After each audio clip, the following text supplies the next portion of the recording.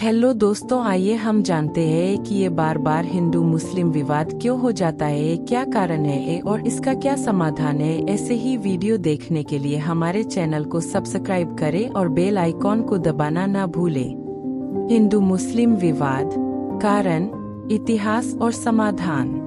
भारत को विविधता में एकता का देश कहा जाता है।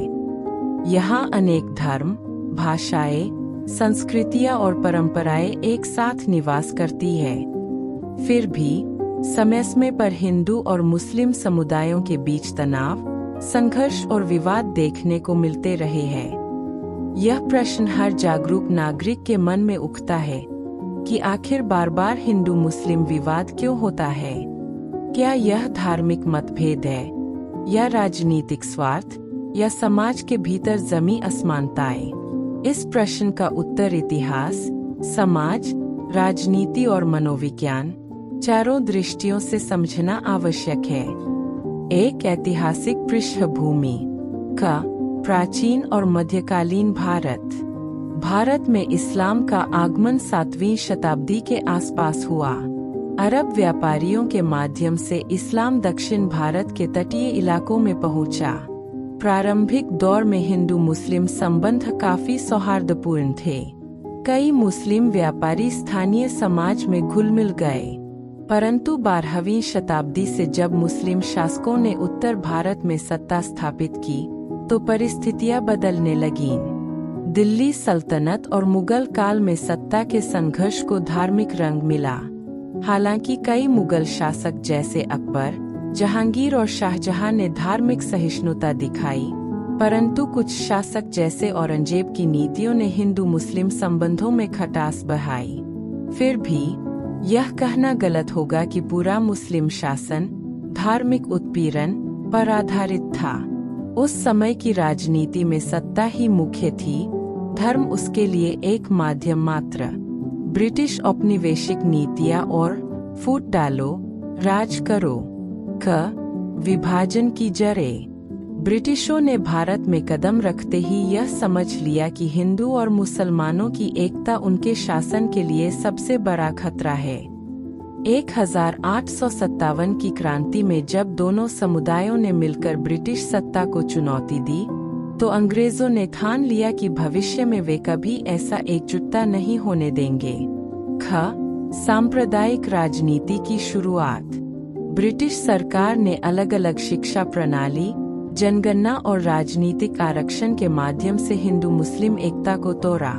1909 के मोर्लेमिंटो सुधार में मुसलमानों को अलग निर्वाचन क्षेत्र, सेपरेट इलेक्टोरेट, दिया गया, जिससे धर्म के आधार पर राजनीति शुरू हुई।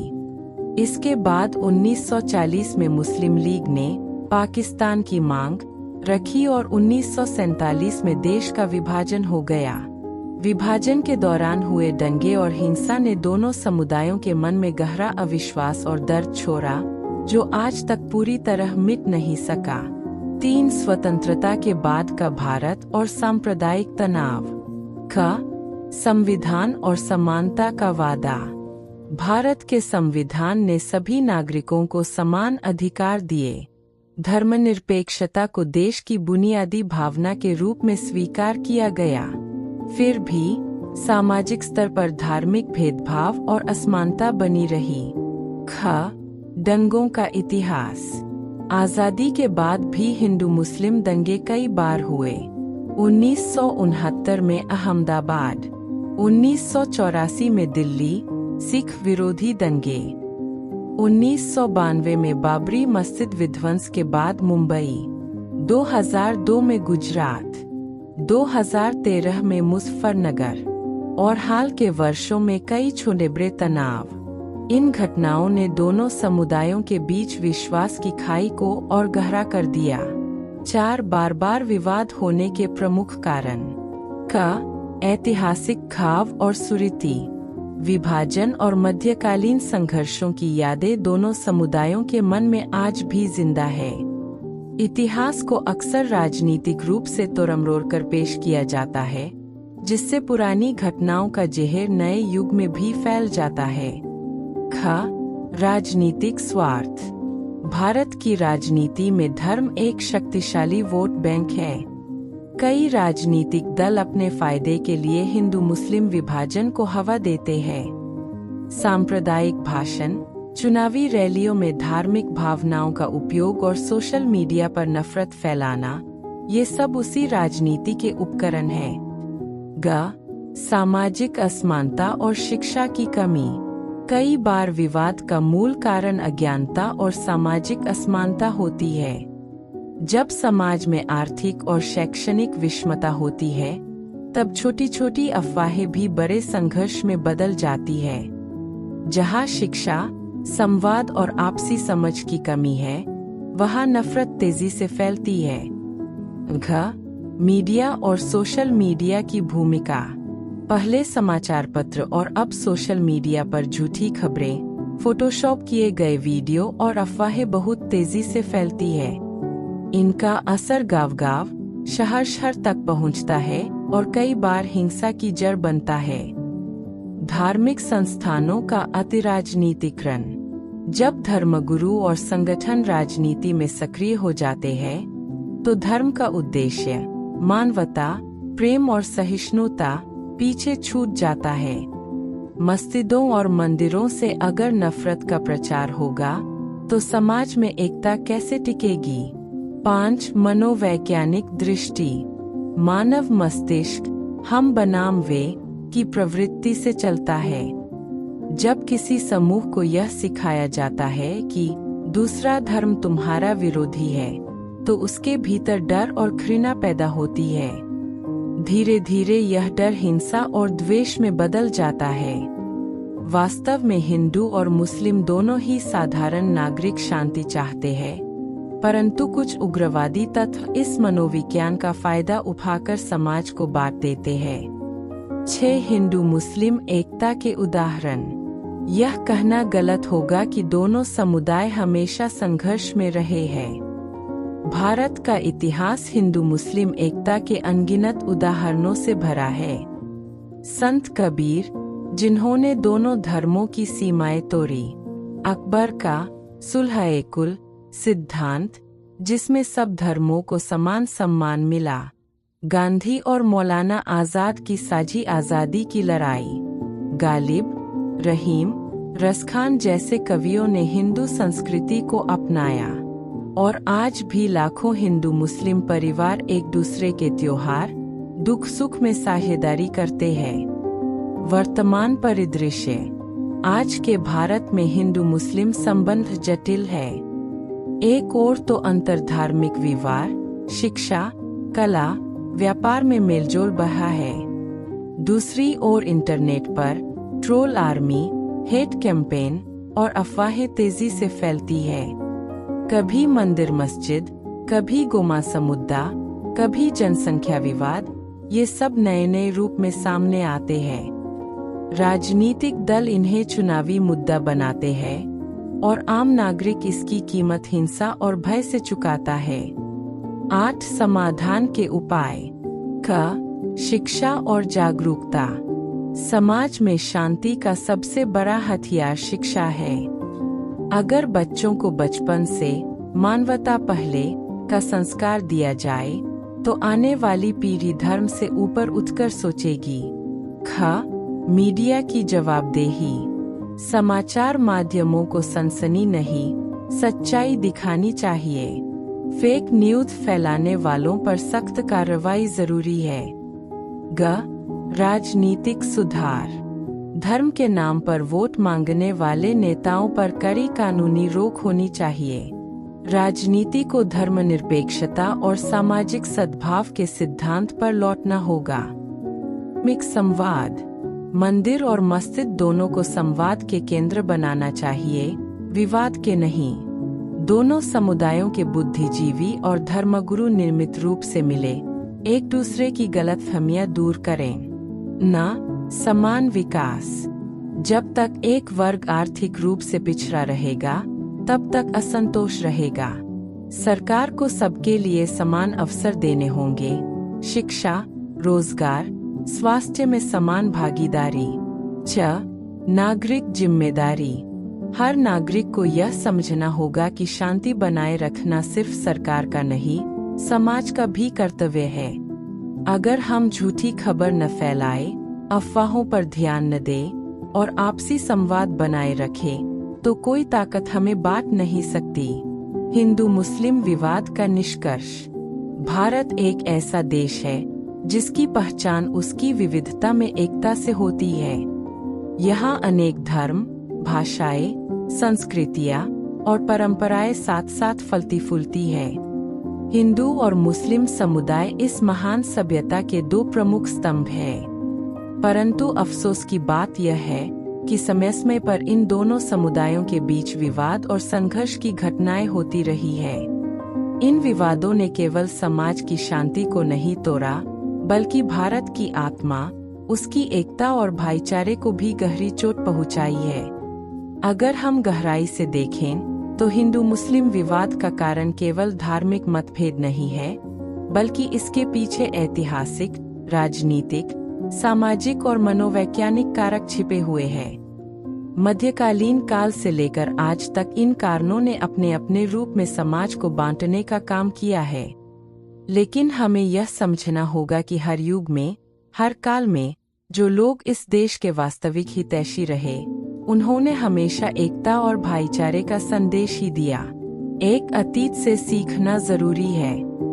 भारत का इतिहास इस बात का गवाह है कि हिंदू और मुसलमान जब एक साथ खड़े हुए, तब इस देश ने सबसे बड़ी ऊंचाइयां छुईं। चाहे वह अकबर और बीरबल का दौर हो, रहीम और रसखान की कविताएं हो, या फिर स्वतंत्रता संग्राम में गांधी और मौलाना आजाद की साझी भूमिका, हर युग ने यह सिद्ध किया कि भारत की ताकत उसकी एकता में है, न कि विभाजन में। लेकिन जब भी बाहरी ताकतों या स्वार्थी नेताओं ने फूट डालो और राज करो की नीति अपनाई, समाज को नुकसान पहुंचा। अंग्रेजों ने धर्म के नाम पर जो विभाजन की दीवार खड़ी की, उसका दर्द आज भी भारतीय मानस में जीवित है। धर्म नहीं, राजनीति असली दोषी है। हिंदू और मुस्लिम दोनों ही धर्म अपने मूल में शांति, प्रेम और करुणा सिखाते हैं। समस्या तब शुरू होती है जब धर्म को राजनीति का औजार बना दिया जाता है।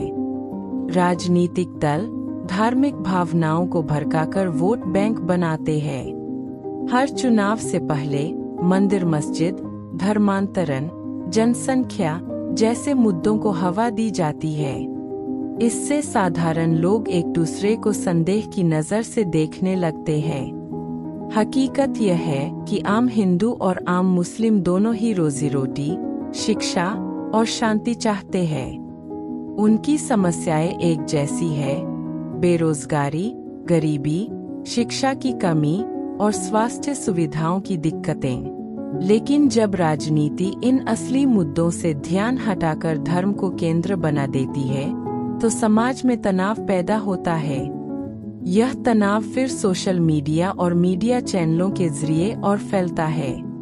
इसलिए असली समाधान यही है कि जनता धर्म की राजनीति के जाल को पहचाने। जब तक लोग नेताओं के इस खेल को समझ नहीं पाएंगे, तब तक विवाद बार बार होते रहेंगे। 3. शिक्षा और संवाद ही समाधान है। अज्ञानता सबसे बड़ी दुश्मन है। जहाँ शिक्षा नहीं होती, वहाँ अफवाहें राज करती है। छोटी छोटी गलतफहमियां बड़े बड़े दंगों में बदल जाती है। अगर समाज में शिक्षा और जागरूकता फैलाई जाए, तो नफरत के बीज पनप ही नहीं सकते। हमें बच्चों को बचपन से ही सिखाना होगा कि सभी धर्मों की मूल भावना मानवता है। अगर कोई मुस्लिम नमाज पढ़ता है और कोई हिंदू पूजा करता है, तो दोनों ही ईश्वर तक पहुंचने के अलग अलग मार्ग हैं। दोनों का उद्देश्य एक ही है: सत्य, शांति और प्रेम की प्राप्ति। साथ ही हिंदू और मुस्लिम समुदायों के बीच संवाद बेहद जरूरी है। जब लोग आपस में बातचीत करते हैं, तो गलतफहमियां दूर होती है। अगर दोनों समुदायों के नेता, बुद्धिजीवी और धार्मिक संस्थान मिलकर सद्भावना संवाद की परंपरा शुरू करें, तो समाज में शांति और विश्वास का वातावरण बन सकता है। मीडिया और नागरिक जिम्मेदारी। आज के समय में मीडिया और सोशल मीडिया की भूमिका बहुत बड़ी है। दुर्भाग्य से कई बार ये मंच सच्चाई की जगह सनसनी फैलाने का काम करते हैं। फर्जी वीडियो, झूठी खबरें और भड़काऊ पोस्ट समाज में आग लगाने का काम करती है। इसलिए जरूरी है कि नागरिक खुद भी जिम्मेदारी से काम ले। किसी भी खबर को आगे बढ़ाने से पहले उसकी सच्चाई जांचें और नफरत फैलाने वालों को अनदेखा करें। साथ ही सरकार को ऐसे तत्वों पर सख्त कार्रवाई करनी चाहिए जो धर्म के नाम पर हिंसा फैलाते हैं। कानून तभी प्रभावी होगा जब उसे निष्पक्षता से लागू किया जाएगा, चाहे आरोपी किसी भी धर्म या समुदाय का क्यों न हो। 5. समान विकास ही स्थायी शांति की कुंजी है। कई बार धार्मिक विवादों की जड़ आर्थिक असमानता होती है। जब समाज के किसी वर्ग को लगता है कि उसे बराबर अवसर नहीं मिल रहे, तब असंतोष जन्म लेता है। अगर शिक्षा, रोजगार और स्वास्थ्य के क्षेत्र में समान अवसर दिए जाए, तो समाज में संतुलन बना रहेगा। गरीबी और बेरोजगारी किसी एक धर्म की समस्या नहीं, बल्कि पूरे देश की समस्या है। इसलिए सरकार और समाज दोनों को यह सुनिश्चित करना होगा कि विकास का लाभ हर वर्ग तक पहुंचे, चाहे वह हिंदू हो या मुस्लिम। जब लोग अपने जीवन से संतुष्ट होंगे, तो वे नफरत नहीं, बल्कि सहयोग की भाषा बोलेंगे। 6. भारतीय संस्कृति की असली पहचान, एकता। भारत की आत्मा उसकी गंगाजमुनी तहजीब है। यह वह सांस्कृतिक धारा है जिसमें हिंदू और मुस्लिम परंपराएं एक दूसरे में घुली मिली है। ताजमहल, बनारस की घाटें, सूफी संगीत, भक्ति कविताएं सब मिलकर बताते हैं कि भारत को कोई धर्म अकेले परिभाषित नहीं कर सकता। भारत की पहचान हमेशा हम रही है, मैं नहीं। अगर आज का समाज इस गंगाजमुनी संस्कृति को फिर से अपनाए, तो हिंदू मुस्लिम विवाद केवल इतिहास की किताबों में रह जाएगा, वर्तमान में नहीं।